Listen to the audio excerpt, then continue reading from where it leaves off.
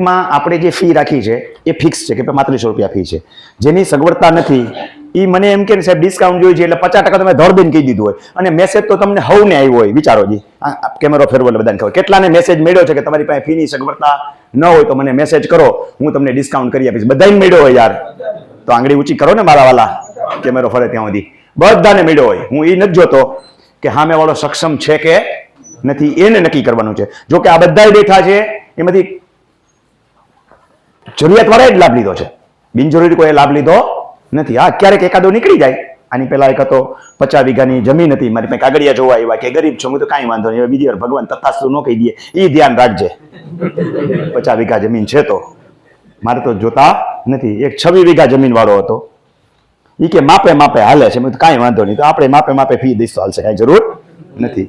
એટલે આવા ભાગ્ય જ અનુભવ થાય. ગઈકાલનો એક અનુભવ હતો મારી યારે, ખાનગીમાં જ હું બધાને મળું છું, પણ મારા સહાયકો બેઠા હોય એને ક્યારેક ખબર હોય, બાકી કોઈને હું જાહેર કરતો નથી.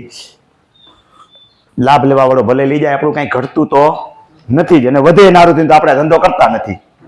પણ વધુ વધુ જો લાભ લેતા હોય તો કોઈ એમ કે પટેલ તો પટેલ નહીંવત લાભ લે છે. લગભગ નથી હોતો પટેલ કોઈ ડિસ્કાઉન્ટ લેવા વાળો, ભાગ્યે જ કોક હોય. મને પેલા ડિસ્કાઉન્ટ આપતી વખતે સમજી લો ખબર નથી, રજીસ્ટ્રેશન થઈ આવે ત્યારે ખબર પડે છે. અને તમને હવને ખબર છે રજીસ્ટ્રેશન થયા પછી પણ મને ઘણાના નામની નથી ખબર, અત્યારે બી નથી ખબર. તમે જોયું ને કે તમે રજીસ્ટ્રેશન કર્યું, મેં કોઈનું નામ પૂછ્યા તમને? કોઈના નામ પૂછ્યા નથી, નથી કોઈની અટક પૂછી. તમે લખ્યું તમારામાંથી આવ્યું, એ મેં સેવ કર્યું, નથી સેવ થતો તમે કોડવર્ડ નાખ્યો છે, A18 ને B18 ને G15 ને આવા. મારા માટે તમારી ઓળખ એ છે ખ45 ને, જોયા ને તમે? કોઈના નામ હું લેતો નથી, એટલે કોણ ડિસ્કાઉન્ટનો લાભ લઈ જાય છે એ ખબર નથી પડતી, પણ રજીસ્ટ્રેશન થઈને ફાઇનલ આવે ત્યારે મને ખબર પડે. તો આદિવાસી ઝોન વાળા વધુ લાભ લે છે અને લેવા પાત્રતા પણ ધરાવે છે. એ લોકોની જે દયની હાલત છે ને, સૌરાષ્ટ્રમાં તમે જોઈ ન હોય એવી છે. આખા ગુજરાતના પ્રવાસ કરું, અંબાજી સુધી જ્યારે હું ગયો તો આવા જવાના ટિકિટ ભરાવીને આપ્યા હતા. લેતી વખતે બિચારાને ગમતું નથી, આંખમાં આહોડા આવી જાય, પણ પરિસ્થિતિ એની એવી હોય છે કે પોતાની રજૂઆત પણ સાચી કરતા આવડતી નથી. આવા ખેડૂતો પણ છે અને એ આપણા સુધી પહોંચી શકે એટલા માટે ફંડ વધે એ આપણે આવી રીતે એડજસ્ટ કરીને વાપરીએ છીએ. એ આપણો એની પાછળનો મુખ્ય હેતુ છે.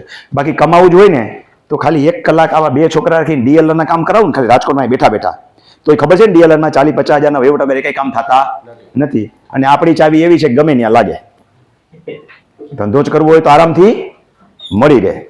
પણ નકરી સેવા કરવી છે એટલે સેવા જ કરવી છે. જે બહાર બેઠેલા છે એને ખબર નથી, એ હિસાબ કાઢે કે રમણીકભાઈ 85ની સભ્ય સંખ્યા કીધી, 3500 રૂપિયા લેખે ફી, આમ કરીને કેલ્ક્યુલેટર મારે 3 લાખ 3 લાખ રૂપિયા આવી ગયા એમ.